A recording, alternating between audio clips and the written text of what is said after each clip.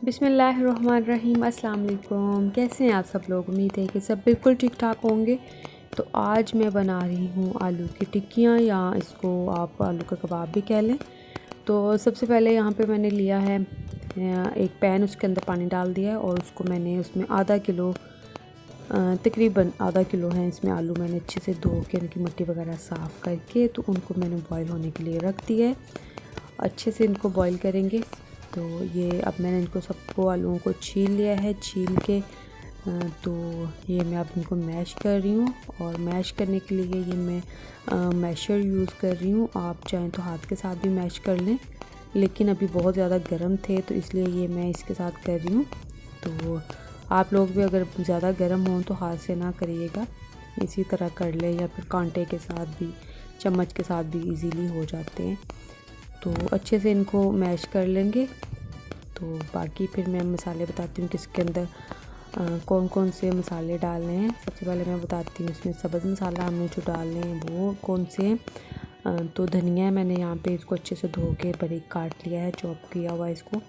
और ये मेरे पास ना लहसुन प्याज था, सब्ज़ प्याज था, थोड़ा सा था, वही मैंने इसके अंदर काट लिया है। और एक प्याज को काटा हुआ था और सब्ज़ मिर्ची थी। और इन सबको इसके अंदर डाल के तो कर लेते हैं मिक्स अच्छे से।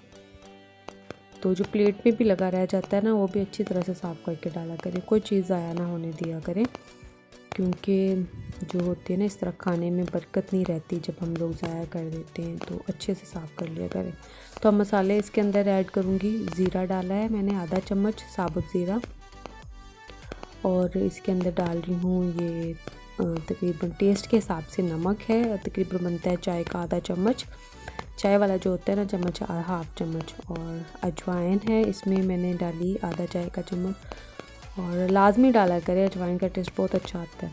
और कुटी हुई लाल मिर्च है इसमें आधा चम्मच, और ये साबुत गरम मसाला पिसा हुआ, गरम मसाला पिसा हुआ है।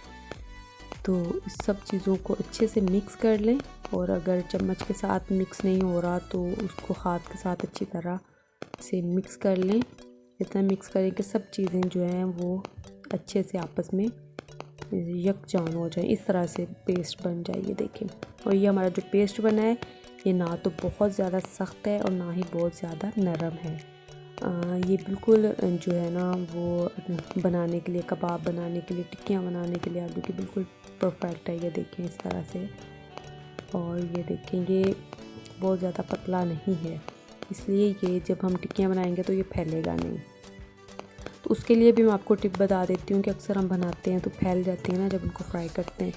तो वो सबसे पहले आप ये काम किया करें कि आप टिक्कियाँ बना के इनको फ्रीज़ कर दिया करें, फ्रिज में रख दिया करें, या फ्रीज़र में 10 मिनट के लिए, 10 से 15 मिनट मैंने रख दी थी। और यहाँ पे मैंने एक अंडा लिया है, उसको जो अच्छे से फेंट लिया है, और एक पैन भी रखा हुआ है मैंने, उसके अंदर ऑयल डाला हुआ है। और ऑयल मैंने बहुत ज़्यादा नहीं डाला है, थोड़ा ऑयल डाला है। थोड़े ऑयल में इसको फ्राई करेंगे, बहुत अच्छे से फ्राई होंगी। तो ये देखिए इस तरह इसको कोट करें इसके अंदर, और इसको इस तरह से पैन में डाल दें। ये देखिए। और दूसरी बात ये है, जो हमारी टिक्कियाँ अच्छी नहीं बनती, टूट जाती हैं, तो उसका एक रीज़न ये होती है कि हम इसको जो है ना वो कच्ची को ही इसकी साइड चेंज कर देते हैं। तो इस तरह नहीं करना है, इसको एक साइड से अच्छी तरह पकने देना है। जब अच्छी तरह से वो पक जाए तो फिर इसका आपने जो है वो उसको उसकी साइड चेंज करनी है। तो फिर कभी भी आपकी जो टिक्कियाँ हैं या कभी भी नहीं फैलेंगी, ना टूटेंगी। तो इस तरीके से आपकी टिक्कियाँ बहुत अच्छे से बनेंगी। और इसी तरह मैंने इनको अच्छे से फ्राई होने दिया, एक साइड से दूसरी साइड से, सबको मैंने इसी तरह फ्राई कर लिया था। तो ये है जी फाइनल इनकी शक्ल या फाइनल लुक। तो इसको मैंने सर्व किया है इसके साथ मायोनीज़ का मैंने एक सॉस बनाया था उसके साथ, और उस सॉस की रेसिपी भी जल्द मैं आप लोगों के साथ शेयर करूँगी। तो जी ये थी मेरी छोटी सी सिंपल सी रेसिपी वीडियो। अगर आप लोगों को अच्छी लगी तो लाइक करिएगा, और दुआ में याद रखिएगा। नेक्स्ट वीडियो तक के लिए अल्लाह।